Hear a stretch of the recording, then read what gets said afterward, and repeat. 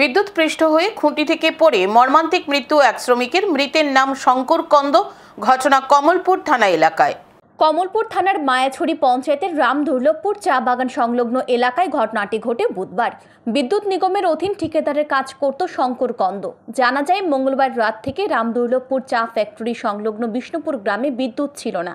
বিষ্ণুপুর গ্রামের কতিপয় লোকজন মায়াছড়ি পঞ্চায়েতের খাসটিলার বাসিন্দা শঙ্কর কন্দকে বাড়ি থেকে ডেকে এনে বিদ্যুৎ খুঁটিতে তুলে বিদ্যুৎ সংযোগ দেওয়ার জন্য। শঙ্কর কন্দ বিদ্যুতের খুঁটির উপরে উঠে লাইনের সংস্পর্শে এসে উপর থেকে ছিটকে নিচে পড়ে যায়।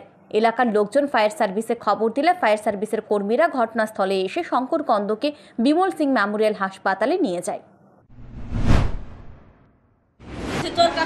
লাইন ঠিক করবাই নিয়ে গেছে ভালো কথা, তো আমি কইছি বাড়িতে না যেমন নিবা এমনি বাড়িতে না ছাইড়া দিও লগে লগে। আর আমি তো জানি না কাকু যেটু অত বড় ঘটনা হইব যে কার কাজ করতে আসলো জানি না, কিন্তু চার জন লোক লইয়া গেছে কন্ট্রাক্টরের কাজ। ও মনে আমি জানি না, লইয়া গেছে কিন্তু বাড়ি থেকে তুইলা। আর এখন দেখতেছে অত বড় ঘটনা।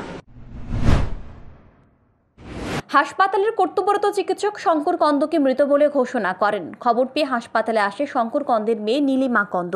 সে বলে, বাবা রেগার কাছ থেকে বাড়িতে এসে বিশ্রাম করছিল। এমন সময় 4 থেকে 5 জন লোক এসে বিদ্যুৎ লাইন ঠিক করতে নিয়ে যায়।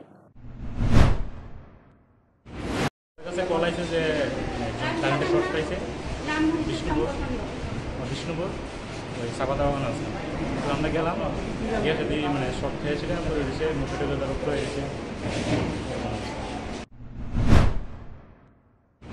শ্রমিকের মৃত্যুতে মায়াছড়ি এলাকায় শোকের ছায়া নেমে এসেছে। প্রশ্ন উঠছে, বিদ্যুৎ সমস্যা থাকলে বিদ্যুৎ নিগমের স্থানীয় অফিসে কেন জানানো হলো না?